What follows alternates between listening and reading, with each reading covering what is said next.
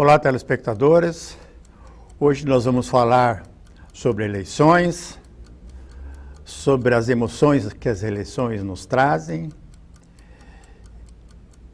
votar com consciência, votar olhando para a cidade e não para o emprego que eventualmente se pode ter lá na frente com o vencedor. Se ele te prometeu emprego, isso é desonesto, isso é corrupção. Então vamos falar sobre as eleições. E no segundo bloco eu vou falar sobre o meu livro, o lançamento, é o livro Manguezais. Manguezais da Babitonga, a magistral negociata do século XX. Então vocês podem imaginar o que tem dentro desse livro, mas isso nós vamos falar no segundo bloco deste programa. Vai ter o que falar. Mas voltando ao tema eleições, domingo é eleição. Esse programa está indo ao ar no sábado às 18h30. Estamos aí com vocês nesse sábado. E nós só temos poucas opções. O segundo turno nos dá a opção de 2 candidatos. Então, a campanha política esse ano foi uma campanha política muito esquisita.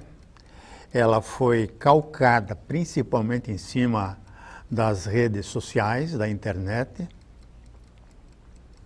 Eu tenho acompanhado de ambos os lados as propostas que são apresentadas e eu tenho notado que um dos candidatos optou pela baixaria. Está muito parecido a nossa campanha política com a eleição nos Estados Unidos entre Hillary e o Trump. Então isso realmente para o eleitor, para a cidadania, para a democracia, não é bom. Esse período pré-eleitoral, ele é destinado para que os candidatos apresentem propostas e para que os eleitores possam avaliar essas propostas e anotar os compromissos que os candidatos estão apresentando para os eleitores de Joinville. O que nós queremos que esse prefeito, que vai ser o nosso empregado, faça em benefício da cidade, da nossa rua, do nosso bairro, da nossa segurança, das nossas escolas, dos nossos passeios das ruas, das nossas árvores, das nossas praças. É isso que nós queremos escutar dos candidatos, não a baixaria que nós estamos assistindo. É incrível como um dos candidatos baixou o nível. Mas como que um candidato que baixa o nível desta forma quer administrar uma cidade de 600 mil habitantes com um orçamento de bilhões? Gente, onde é que nós chegamos? Onde é que está a educação? Onde é que está a civilidade? Onde é que está a ética? Não dá para entender uma coisa dessa. É uma coisa muito importante eleger um prefeito. 4 anos vamos ter que aguentar o prefeito se nós elegermos errado? O programa aqui não está indicando candidato nenhum, está só fazendo considerações sobre a postura dos candidatos nessa campanha horrível. Não dá. Um atacando e outro se defendendo. Barbaridade! O que vai ser isso depois no governo, na administração? Guerra entre fornecedores? É isso que nós vamos ter? Negociata com os fornecedores? Não dá para ver uma campanha política neste nível sem se assustar com isso. Mas temos que escolher um candidato entre os dois, aquele que causará menos prejuízo para a cidade, aquele que empregar menos comissionados, aquele que atender menos os partidos da base aliada com secretarias, onde são colocados secretários leigos, secretarias técnicas com políticos administrando e levando a vaca para o brejo, fazendo aconchavos. Nós queremos um candidato eleito, um prefeito eleito, que coloque nas secretarias profissionais, técnicos. Pode até ter um político na secretaria, mas a decisão sempre será no colegiado técnico, bons técnicos, para que as decisões sejam corretas, não sejam clientelistas, não sejam de favor, não sejam de motreta, para conseguir voto lá na reeleição depois. Então, esse é o cuidado que nós temos que ter na escolha desse nosso funcionário mor, que é o prefeito de Joinville, que será o prefeito de Joinville. Então, nós temos uma responsabilidade como cidadãos, como eleitores, de tentar acertar. Não vou dizer que os candidatos que nós temos aí são excelentes. Meia boca. Para o período que o país está passando, pelo período de desemprego que nós estamos tendo em Joinville, pela penúria que os desempregados estão passando, pelo sofrimento, nós temos que ter um administrador que realmente faça uma faxina na prefeitura. Reduza esse quadro de pendurados na folha de pagamento, que foram inchando à medida que os prefeitos foram tomando conta, tomando posse e inchando a máquina. Temos que limpar esse inchaço, temos que dar um purgante nessa prefeitura. Temos que avaliar essas licitações, temos que ver quem é que está licitando, quem é que está ganhando as licitações. Queremos saber, por exemplo, qual é o prefeito que está sendo financiado por que prestador de serviços, por qual fornecedor. Porque será um desastre para nós se continuarmos privilegiando e o prefeito sendo escravo dos que financiaram a sua campanha. É difícil desvincular isto dessa cultura doente, anacrônica que nós temos na política brasileira. Outra coisa que também nós temos de complicado é a falta de participação do cidadão nos partidos políticos. A falta de participação dos eleitores nos períodos pré-eleitorais. A sociedade organizada, inteligente e que quer uma qualidade de vida promissora para o futuro, que quer garantir um futuro melhor do que nós temos hoje, ela tem que se organizar questionando os candidatos, montando esquemas de compromisso desse candidato com o caixa da prefeitura, com o imposto que nós damos para ele executar obras, para contratar profissionais competentes, para fazer a meritocracia entre os funcionários que existem na prefeitura. Tem muito funcionário bom que está na geladeira, porque ele não é do partido. Não dá para continuar assim. Nós estamos pagando caro esses profissionais que não estão produzindo porque não são do partido. O prefeito não deixa, o prefeito persegue.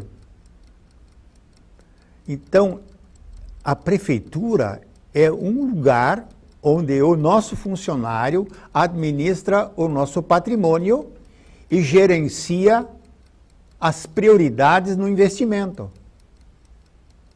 Não é para favorecer fornecedor A, fornecedor B, porque ele me fez doação de campanha. Não, nada disso. Nós temos as prioridades no município que têm que ser cumpridas. Olha a campanha, olha a promessa de campanha que esse candidato que vencer a eleição vai ter que cumprir.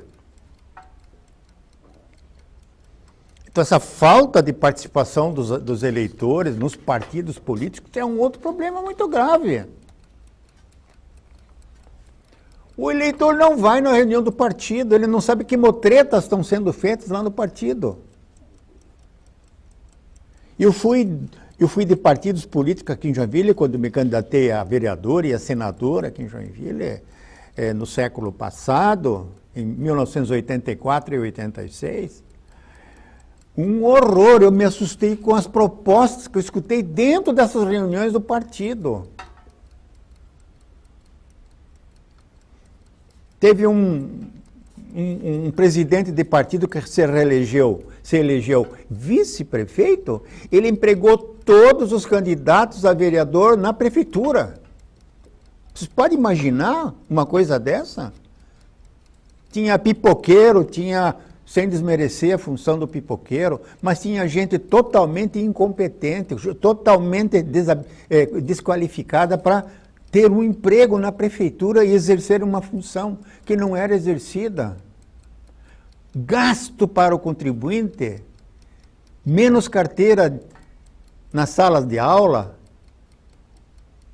menos merenda na sala de aula para pagar essa turma que ajudou na campanha. Para com isso, não dá para continuar assim.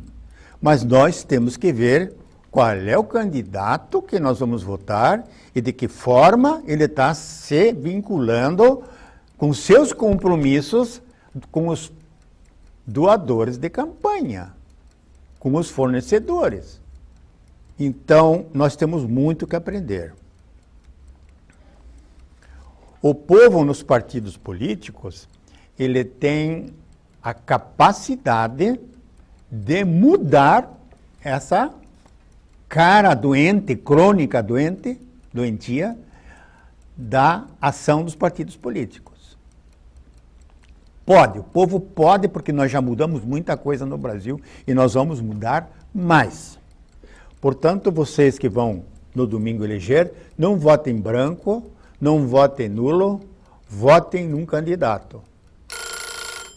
E assim nós concluímos esse primeiro bloco, convidando vocês a participarem do bloco onde falaremos sobre o meu livro que eu estou lançando, ele está em pré-lançamento, Manguezais da Babitonga, a magistral negociata do século XX.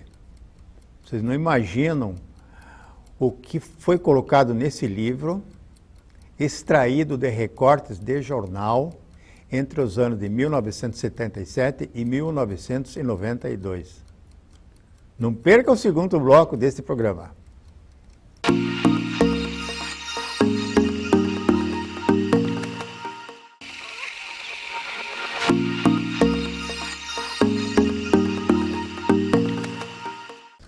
Estamos no bloco 2 do Ecologia em Ação. Vou comentar com vocês, então, sobre o livro. Eu tenho duas versões do livro. Uma versão em livro encadernado, costurado. Ele está com 350 páginas. E uma outra versão, que é essa aqui, com airô, onde quem costuma viajar nos aviões da Gol, onde é muito apertadinho, tem condições de levar esse livro e lê-lo em voo. Então você pode abrir o livro e pode fazer isso com o livro. Ele não quebra. Com esse, aqui você, se abrir ele completamente assim, você quebra ele.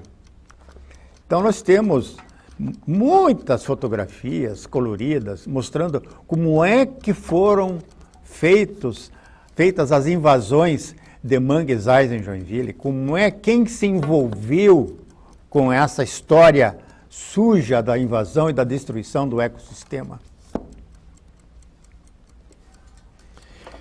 O livro apresenta, então, 3 partes distintas. Uma, ele trata tão somente da preservação dos manguezais. Ele trata da análise de recortes de jornais a partir de 1977, que foram produzidos, arquivados na APREMA, Associação de Preservação e Equilíbrio do Meio Ambiente. Eu era presidente na época. Então a Prema tinha no seu estatuto, com 350 sócios contribuintes, quando ela foi organizada, ela tinha uma renda boa, ela tinha recursos para fazer pesquisa, para fazer visitação, para fazer auditorias em locais onde se estavam cometendo crimes ambientais. Tudo, então, os associados davam esse dinheiro para que a gente, na década passada, no século XX, na década de 70, 80, 90, pudéssemos devolver para o nosso associado informações e procedimentos que garantiam o estatuto. Ou seja, inúmeras ações civis públicas, inquéritos civis públicos, processos judiciais, a Prema demandou com seus ilustres advogados. Dr. Raul Tavares da Cunha Melo foi um dos advogados nossos, ex-juiz.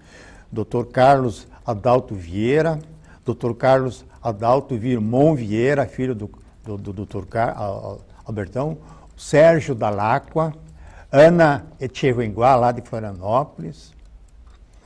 Então, esses advogados, eles davam um trabalho voluntário para a entidade e produziam, então, essas peças ajuizadas na justiça.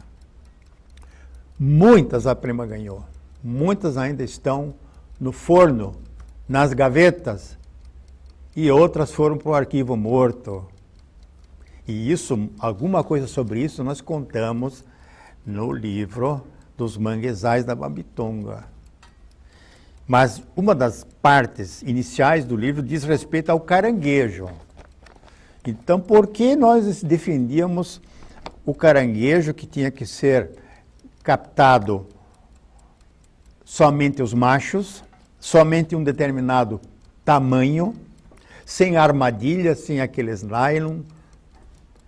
E foi um trabalho assim nos 2, 3 primeiros anos da Prema, onde nós desenvolvemos, inclusive, junto com o IBAMA, na época era o IBDF, uma portaria específica de época de captação. Nós criamos educação ambiental e até tem uma passagem muito hilariante no livro que diz respeito a um conhecido médico de Joinville, que foi até candidato a prefeito, que ele acabou num restaurante da cidade, isso está no livro, o nome do restaurante e tudo, ele acabou criando problema estomacal. Então ele se sentiu mal no restaurante e o restaurante aí foi avaliada a qualidade do caranguejo, foram dados e divulgados os resultados, mas na realidade o que aconteceu não foi nada de qualidade do caranguejo, mas foi eventualmente um exagero de alguma bebida que esse cliente desse restaurante cometeu. Mas é hilariante, é esclarecedor, é assim, uma parte leve do livro.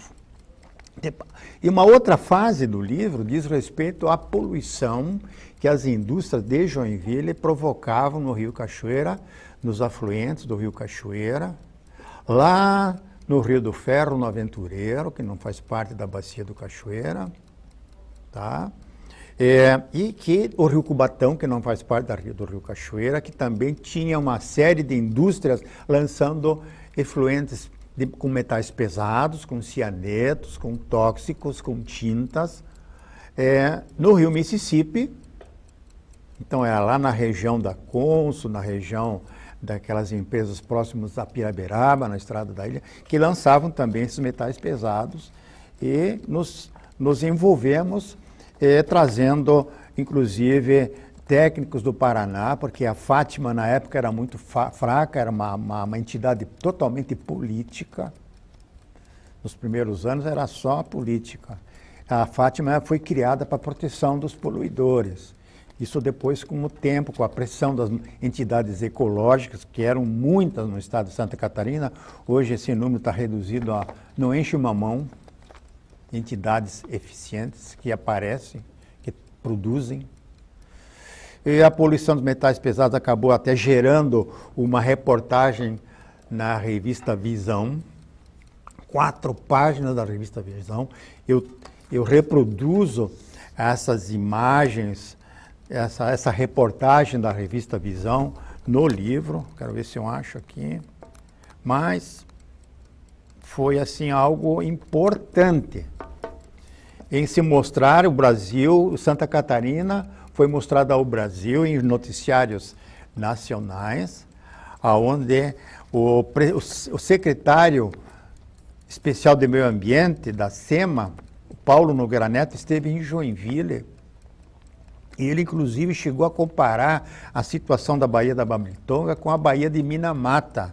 Vocês estão lembrados de Minamata, no Japão, onde milhares de pessoas morreram intoxicadas por metais pesados que foram lançados nessa baía, onde o povo consumiu peixe contaminado. Então, se vocês digitarem metais pesados, Minamata, Japão, vocês vão ler toda a história na internet.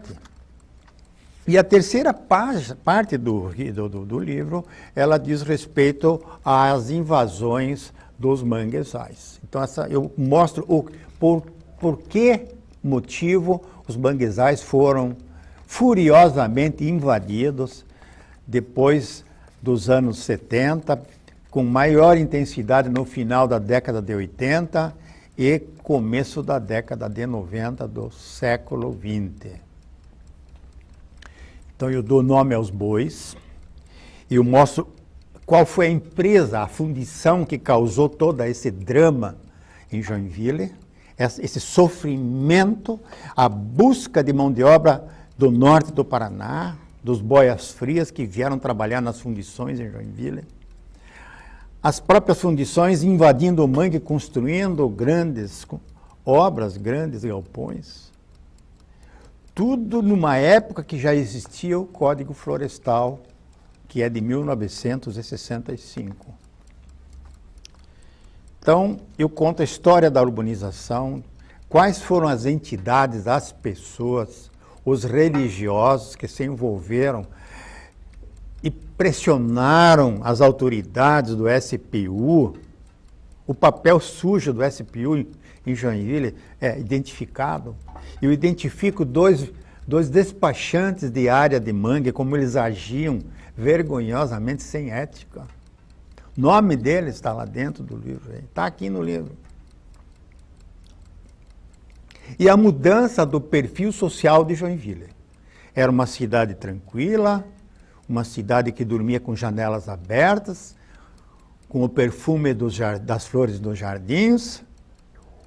E essa cidade germânica mudou perfil com a chegada de 80 mil boias frias do norte do Paraná, que vieram com uma mão na frente e outra atrás, sem nenhum capital, sem uma profissão, cheio de filhos, cheio de intoxicações por agrotóxicos e que foram, assim, implantados, lançados criminosamente dentro das áreas úmidas dos manguezais. Lugar de caranguejo. Jogaram crianças, muitas crianças morreram, muitas crianças. São estatísticas vergonhosas que nunca foram publicadas e que eu também não tive condições de buscar. Isso não foi registrado nessa história vergonhosa da destruição dos manguezais da Babitonga na área de Joinville. Então, a mudança desse perfil trouxe, então, criminalidade, falta de ética, falta de educação, os modos da população mudaram, a forma do povo se vestir mudou, entraram os chinelos de dedo, mas entrou terrível. Então aquela cidade elegante, que era perfumada, que tinha gente elegante no centro da cidade, passeando, andando, fazendo compra, esse pessoal foi sumindo. E entrou uma outra categoria social, justamente aquela que fazia a maioria em Joinville e que vinha todas as tardes, todos os dias, lá das periferias alagadas para o centro da cidade.